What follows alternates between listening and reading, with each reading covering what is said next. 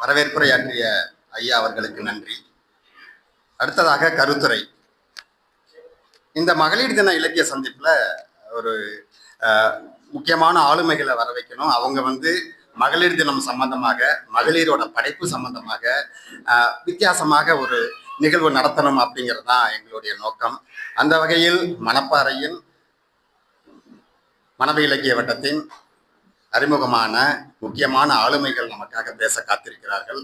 அதில் முதலாவதாக தமிழாசிரியர் அண்ணா ரவி அவர்களை அன்புடன் அழைக்கிறேன்.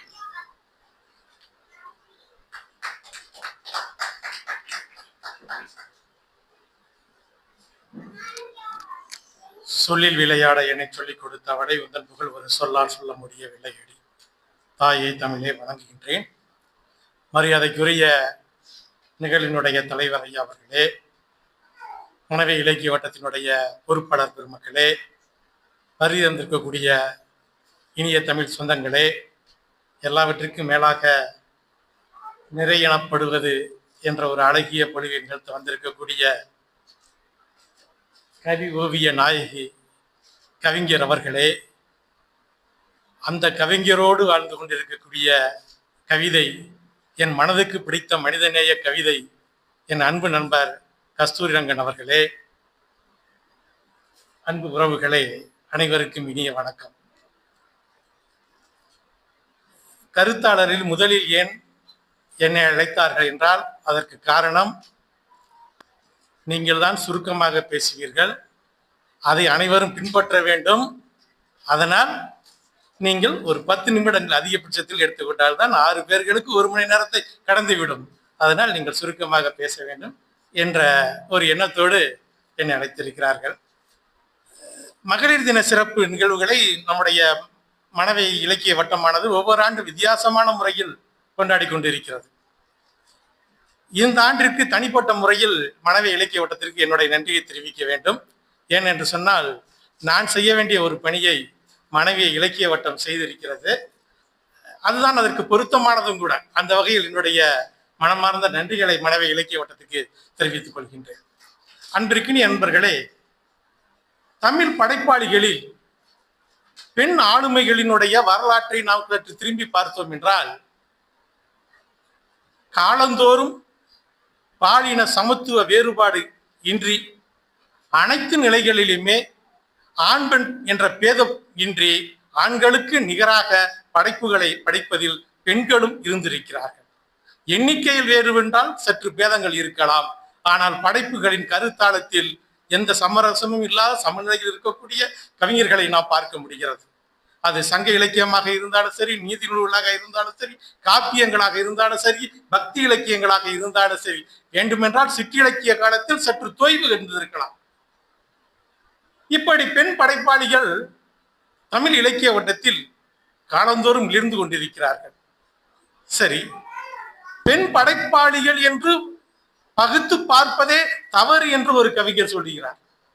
ஒரு பெண் கவிஞர் அவர் சொல்கிறார், இது என்ன பெண் படைப்பாளி என்று நீங்கள் பிரித்து பார்க்கிறீர்களே, இது என்ன நகர பேருந்தா? பெண்கள் நாங்கள் என்ன செய்வோம் தெரியுமா?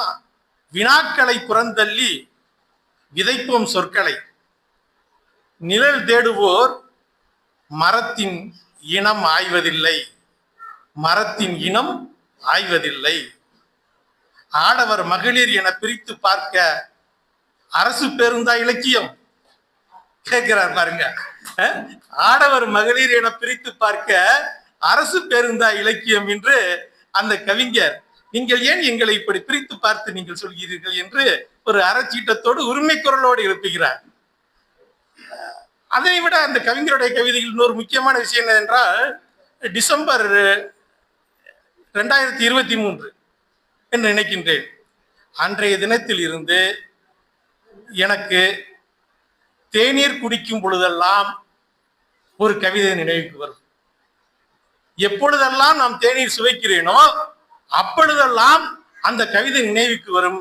அந்த கவிதையினுடைய தலைப்பு என்ன தெரியுமா? திரவ இசை. திரவ இசை. நெருக்கத்தில் நுகர்ந்து நெற்றியில் மோதி உள்ளங்கையில் கதப்பேற்றி நெருக்கத்தில் நுகர்ந்து நெற்றியில் மோதி உள்ளங்கையில் கதப்பேற்றி உயிர் நனைக்கும் திரவ இசை தேநீர். உயிர் நனைக்கும் திரவ இசை தேநீர்.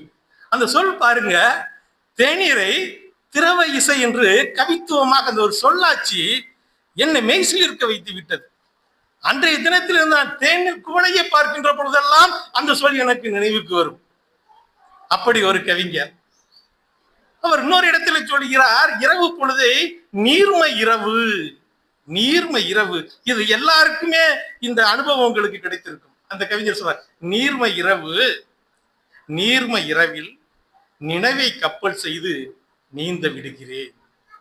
நீர்மை இரவில் நினைவை கப்பல் செய்து நீர்ந்த விடுகிறேன் சொல்கிறார். இப்படி இன்னொரு இடத்தில் சொல்கிறார், நெகிழி உதடுகள். உதடுகளை சொல்லுகின்ற பொழுது நெகிழி உதடுகள். இப்படி நாம் சொல்லிக்கொண்டே இருக்கலாம் அவருடைய சொல்லாட்சி திறனை. இன்னொரு இடத்துல சொல்றாரு பாருங்க, நம்முடைய நினைவுகளை என்ன சொல்றாருன்னா, கவிதை தாளன நின்று விட்ட கடிகாரம் ஒன்று எல்லாரது நினைவறையிலும். கவிதை தாளன நின்று விட்ட கடிகாரம் ஒன்று எல்லாரது நினைவறையிலும் என்று சொல்லிக்கிறார். இப்படி நம்முடைய சமகால நிகழ்வுகள், நம்முடைய உணர்வுகளை எல்லாம் அந்த கவிஞர் மிகச் சிறப்பாக அந்த அவருடைய கவிதைகளில் படைத்திருக்கின்றார். ஒரு சாதாரண நிகழ்வை கூட கவிதையாக்கிவிட முடியும் என்பதற்கு அவருடைய மற்றொரு நூலினுடைய முதல் கவிதை ஒரு சான்றாக சொல்லலாம். அந்த கவிஞர் அந்த நூலில் படைத்திருக்கக்கூடிய கவிதைகள் எதற்குமே அவர் தலைப்பே கொடுக்கவில்லை. தலைப்பே இன்றி கவிதைகளை படைத்திருக்கின்றார். சாலையில் ஒரு தெருவிளக்கு எரிந்து கொண்டிருக்கின்றது. அந்த காட்சியை மிக அருமையாக கவித்துவத்தோடு செல்லிருப்பார். அதான் நான் கூட சொன்னேன், கவிதை எப்படி எழுத வேண்டும் என்று ஒரு பாடநூல் இயற்றினால் அதற்கு சான்றாக அந்த கவிதையை சொல்லலாம் என்று சொன்னேன். இப்படி அருமையான கவிதைகளை எழுதிய ஒரு பெண் படைப்பாளி தமிழகத்திலே இருந்து மிளிர்ந்து கொண்டிருக்கின்றார்.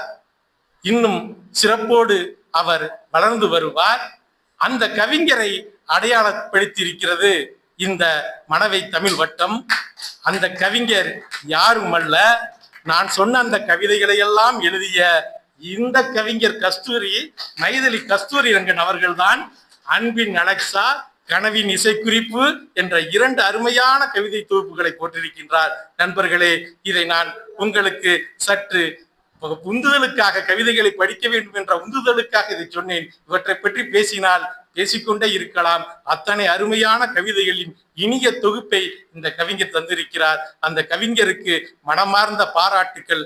அந்த கவிஞரை பாராட்டி சிறப்பு செய்த மணவை இலக்கிய வட்டத்திற்கும் என்னுடைய மனமார்ந்த பாராட்டுக்களையும் நன்றிகளையும் தெரிவித்து விடைபெறுகின்றேன். நன்றி, வணக்கம்.